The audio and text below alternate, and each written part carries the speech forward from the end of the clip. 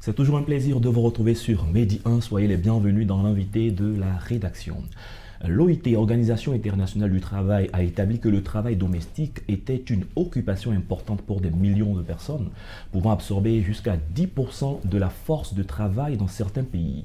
Toutefois, ce travail n'est pas apprécié à sa juste valeur et il est mal réglementé. De nombreux travailleurs domestiques sont surmenés, sous-payés, dépourvus de protection et exposés à toutes sortes d'abus. Quels sont les acquis pour leurs droits en Côte d'Ivoire? On en parle avec Chantal Ayemou. Bienvenue sur notre plateau. Merci.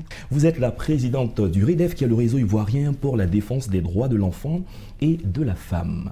Et la première question, dans votre rapport alternatif de 2019, vous évoquiez la non-ratification de la Convention 189 de l'OIT sur les questions de travail domestique. 3 ans après, où est-ce que nous en sommes? Oui, merci Monsieur Ouman de nous poser la question, de faire le bilan, de savoir les acquis. Effectivement, en juin 2011, je crois, l'OIT a adopté une convention sur le travail domestique. Okay. Et depuis quelques années, nous essayons de faire le plaidoyer au niveau de l'État de Côte d'Ivoire pour la ratification de cette convention. Aujourd'hui, il faut dire que la convention est connue, est de plus en plus connue des autorités et même des travailleurs et travailleuses domestiques. Mais malheureusement, la convention n'est pas encore ratifiée par la Côte d'Ivoire. Et nous continuons de mener le plaidoyer parce que nous savons que c'est un processus qui certainement va prendre du temps. Mais j'allais dire... Qui va aboutir. Oui.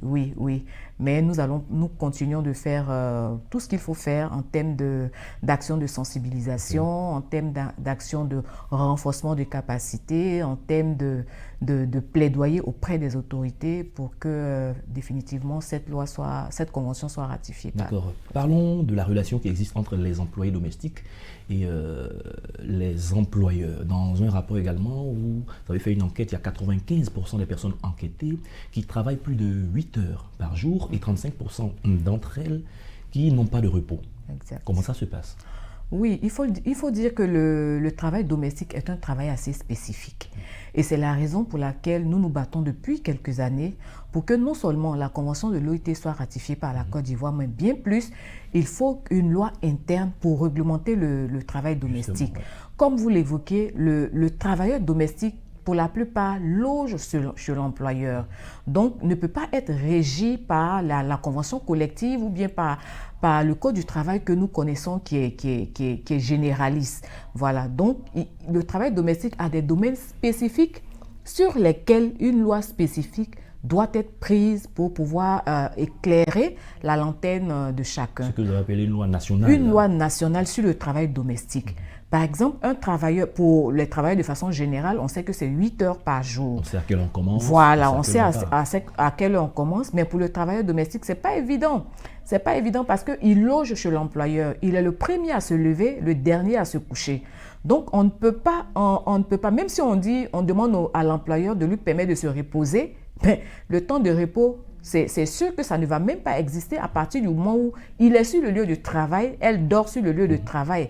Donc, très vite, on court à bonjour l'exploitation, on peut le dire comme ça. Toutes les fois qu'on a besoin de lui ou d'elle, on fait appel. Oui, et la personne doit pouvoir répondre. C'est ça. Donc, c'est vraiment une urgence, une nécessité pour la Côte d'Ivoire de pouvoir tabler, légiférer sur cette question-là. D'accord. Quels sont les acquis aujourd'hui, depuis que vous faites cette lutte, les points positifs à votre endroit? Ok. Les points positifs, c'est que nous retenons que de plus en plus, les travailleuses domestiques connaissent leurs droits. Okay. Et de plus en plus, elles les revendiquent. Ça, c'est un point important.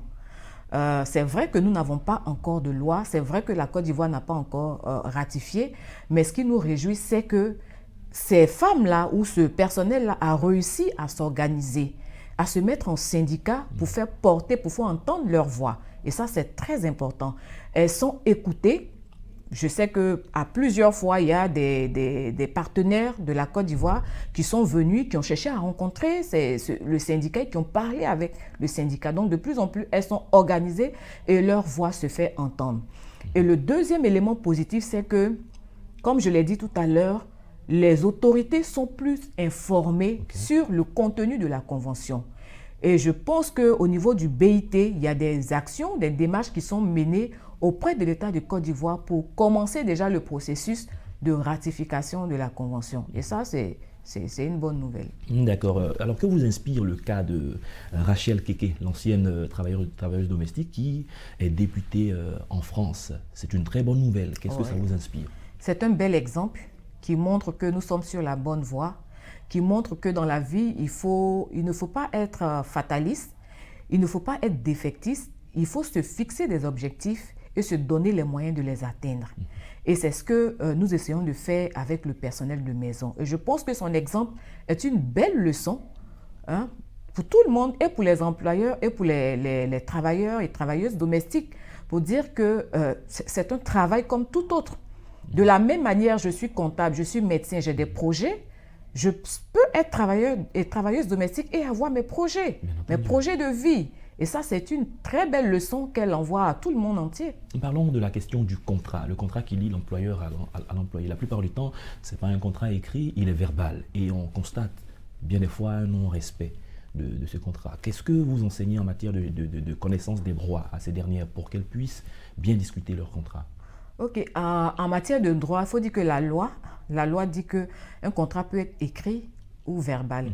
Mais très souvent, par ignorance, l'employeur s'est dit, bon, de toute façon, le contrat n'est pas écrit, donc il n'y a rien qui prouve que nous sommes en relation de travail. Mais à partir du moment où la personne travaille pour vous, déjà, il y a un lien de subordination. Donc, vous êtes en relation de travail, même si le contrat n'est pas écrit.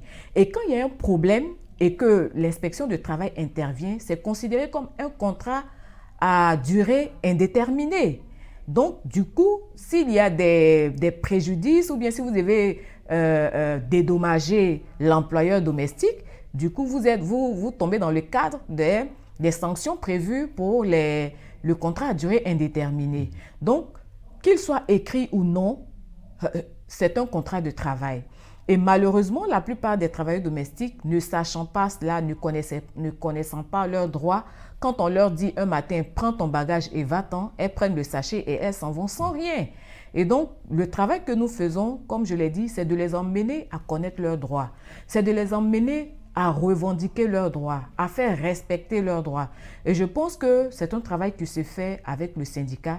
Et si vous allez sur le terrain aujourd'hui, vous allez voir que les conditions ont évolué, les choses ont évolué. Elles prennent de plus en plus confiance. Voilà, elles prennent de plus en plus confiance en elles.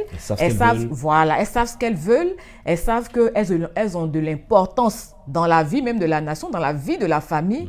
Donc voilà, elles revendiquent leurs droits. D'accord, parlons pour terminer de la question de l'alphabétisation de ces dernières. Parce qu'on se dit parfois l'ignorance aussi est liée au fait qu'elles ne savent pas beaucoup de choses. Est-ce que vous avez un projet dans ce sens-là pour que ces dernières continuent d'apprendre, d'aller à l'école et puis développer leur niveau? Oui, dans ce sens-là, nous travaillons avec certains centres d'alphabétisation où les travailleuses domestiques vont s'inscrire pour apprendre à lire, pour certaines continuer carrément ce qu'elles ont laissé. Leur cursus, voilà, continuer leur cursus. Et nous avons beaucoup d'exemples. Il y en a qui ont été reçus au BPC, qui ont eu le bac, qui ont présenté même le concours de CAFOB, qui ont été admises et tout. Donc, elles sont conscientes que pour que j'avance, pour que je sois professionnelle, il faut que j'apprenne à lire et à écrire, il faut que j'ai des diplômes, il faut que je puisse m'affirmer, il faut que il faut que je me donne des projets de vie. Et par rapport au projet de vie, il faut que je puisse avoir un certain niveau. L'exemple de Keke Rachel n'est pas tombé du ciel. Voilà, c'est pas tombé du ciel. Elle a certainement un certain background. Yes. Et puis, dans le cadre, dans son activité professionnelle, elle a été leader. Oui. Je pense qu'elle est syndicaliste. C'est cela. Voilà. Donc, porte-parole, elle s'est formée. Voilà, elle s'est formée. Donc, c'est ça. Et si elle est députée, ça veut dire qu'elle connaît ce qui régit cette fonction. Exactement. Voilà. C'est pour cela que je dis toujours la réussite d'une personne. Quand on dit une personne a réussi, ce n'est pas forcément le bagage intellectuel. C'est le bagage intellectuel et les valeurs que cette personne développe et le charisme que cette personne développe. C'est tout ça qui fait que la personne peut avancer. Il y a beaucoup d'aspects qu'on ne pourra pas aborder ici aujourd'hui et maintenant, compte tenu du temps. Nous sommes à la fin déjà de cette émission. Madame Chantal Ayemo, merci d'être passée sur notre plateau. Je rappelle que vous êtes la présidente du RIDEF, qui est le réseau ivoirien pour la défense des droits de l'enfant et de la femme. Nous aurons encore plaisir à vous recevoir dans d'autres cadres et pour d'autres émissions. Merci de nous inviter à chaque fois sur le plateau et de nous donner l'occasion de continuer notre plaidoyer sur la réglementation du travail domestique en Côte d'Ivoire. Merci Madame Ayemo. C'est la fin de cette émission. Merci à tous de l'avoir suivi. Excellente suite de nos programmes sur Medi 1.